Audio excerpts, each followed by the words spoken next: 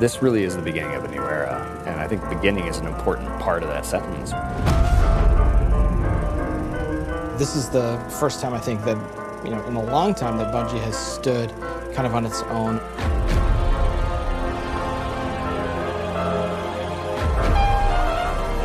And we're self-publishing. It's a really big deal. There's a huge opportunity here for us to really make our own decisions. It's a turning point for us. We are in charge of our own destiny. It's empowering and terrifying at the same time. There are only two groups who are going to decide what happens to Destiny next. Bungie and the players who play Destiny.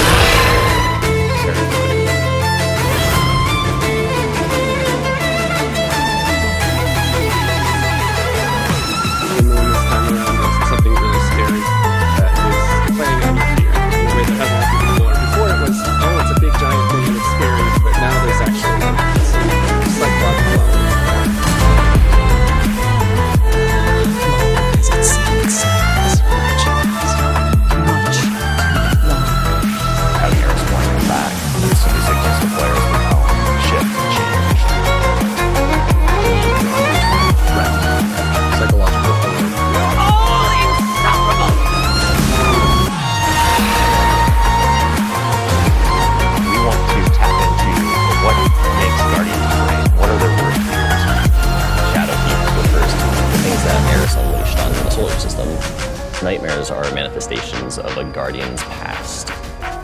What if the villains that you thought were well into the ground actually weren't, and they were being resurrected by the darkness? Eris is trying to figure out how she unleashed this kind of madness, and so she needs your help.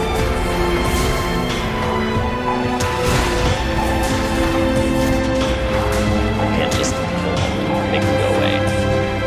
What if you can't do all of the things that you've grown accustomed to doing? Being unable to achieve what you're trying to achieve, no matter how hard you try. Players, they think we can do this.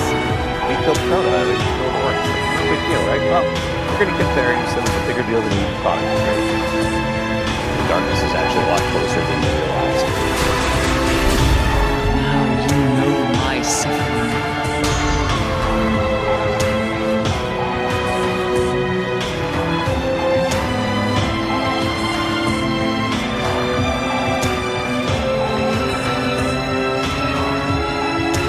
It's been a year, basically, of just a constant two-way dialogue with all of our passionate players. That's really informed what it is that players want out of the Destiny game and how we're evolving. Not just the story of the world, but what happens to you as a guardian. The thing that's supposed to grow you back or whatever, it's really acceleration. A bunch of the work that we're doing is about adding depth to the character sheet. The teams are thinking about how do we want to evolve armor, get more stats into the game, get more player customization. How can we get the depth of pursuit for how you want to play with this awesome character you've been building now for some of those 5 years. And like completely new ways of deepening the character archetype that we all know and love and want to be better with.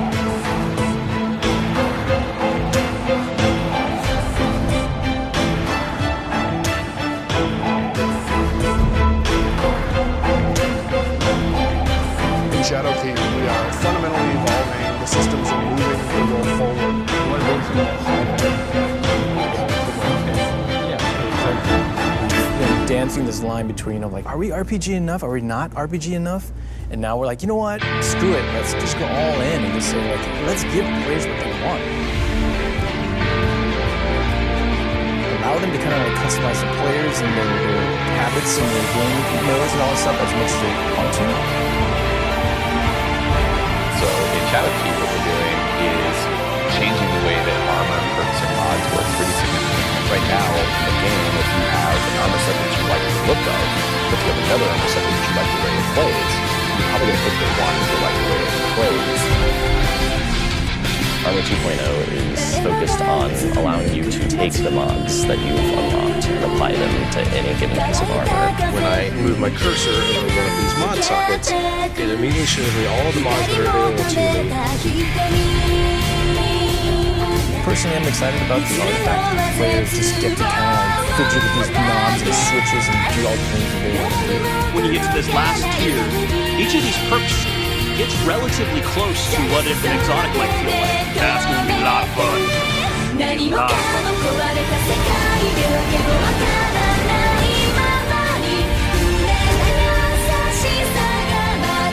Finishing moves are a new thing for Shadow Keep. What's your favorite? There's some crazy ones for the hunter, this awesome flourish where he actually does like spin in front of him, has two knives, and then just hits. I was like, what the heck? Like, what game is this? Yeah, time finisher, jumps in the air, pulls back, whips at his fist.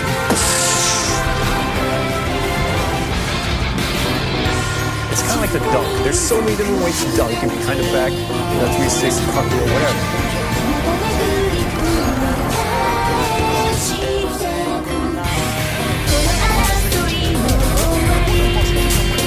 We're in the playtest lab every day, trying to figure out what's good for the game, what people want, what we've been asking for, trying new ideas.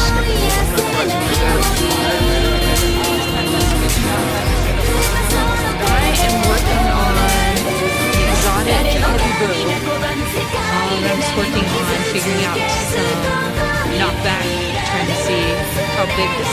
Okay, that's probably too much, but you get the idea. This is an exotic trace rifle. Fire it on an enemy and it creates a big old crit spot. Here's a hand cannon that Victor's working on. It fires special ammo, and it's a little bit like a one-handed sniper. It's actually our only hand cannon with a scope on it. Right now, it kind of lights you on fire if you fire it up too much. We'll see. Some people like it, some people are kind of but we'll hammer it all out. Alright, it's time. I'm about to get down to here. 1v1. 1v1, boys! One of the things we really want to focus on, especially with Season 8 where they started Shadow Keep, is we need to focus on updating labs to include some much-loved game types from the past. We're also redoing a bunch of the playlists and how they work. But the really important thing for players to know is this is just the beginning. This is us building the foundation of what we're doing for Civil going forward.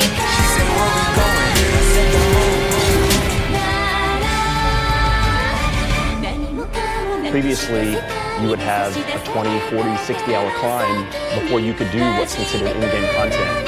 And now you can pretty much do that immediately. We want you to feel like you are in the end game from the moment you step on the planet.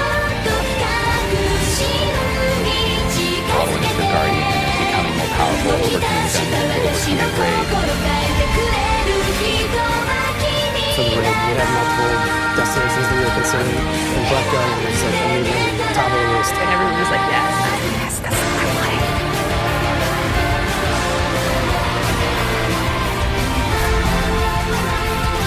With Forsaken, we started finding more ways for players to customize and personalize their character and differentiate themselves. Shadowkeep's going to push even further in that direction. The word, which is really guiding us in a bunch of ways, is depth. It's about experiential depth. When we look at how we're thinking about the next 3-5 years, it's really important to us.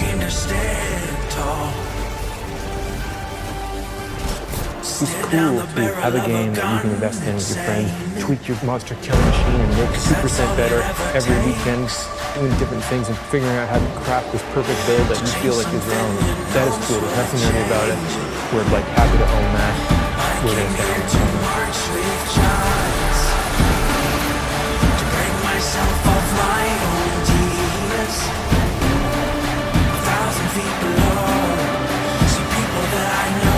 As things change, the game doesn't feel that it's changing to naturally landscape just all fall down.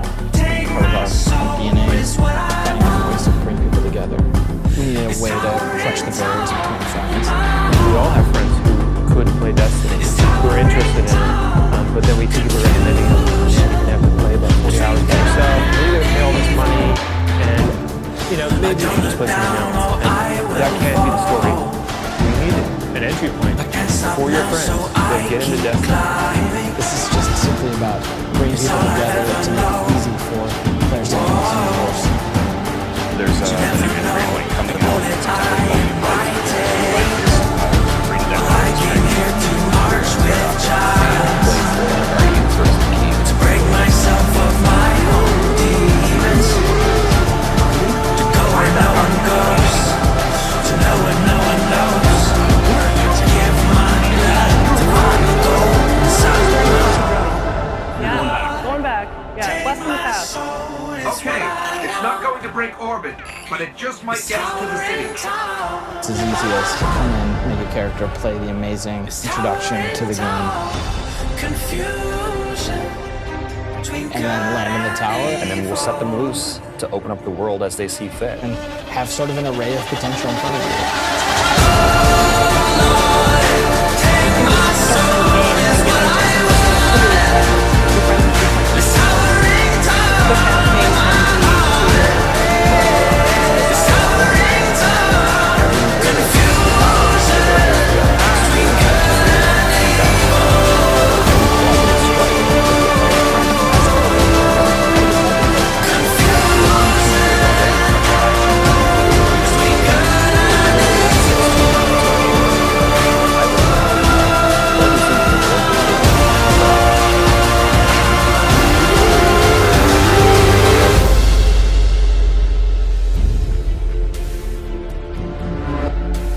We've always said that Destiny is best when you play it with your friends, and we're trying to make it easier. So if your friends who are playing Destiny are on different platforms, we're adding cross saves so that you can move between the different platforms and play wherever your friends are. Like if I'm playing on my PC, I should have my character go with me. I want Destiny to meet you wherever you want to play. So it's incredibly important for us. We wanted cross save before we shipped Destiny 2, right? Like it was a bunch of experiments. We just couldn't get there for capital R reasons. And many of those reasons have disappeared. So we are headed full steam ahead on that. We're figuring out how we're going to get there. How we're going to give players what they want.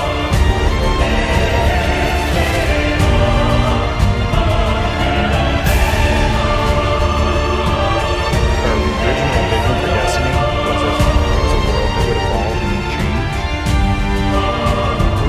Really hard to do that because we believe that's the future of Destiny. The long horizon for Destiny is still to come in a long haul. It's really trying to see what's going to happen next. We can completely build Destiny in the vision that we want it to be. A vision that isn't dictated by a commercial model or a business model or a creative vision of what we want to do for our players, but they want us to do with Destiny. I feel like our work isn't done. We have a series of missions that we need to finish before I think we have Destiny in the place that it needs to be. And we're back to, let's finish the fight, so to speak.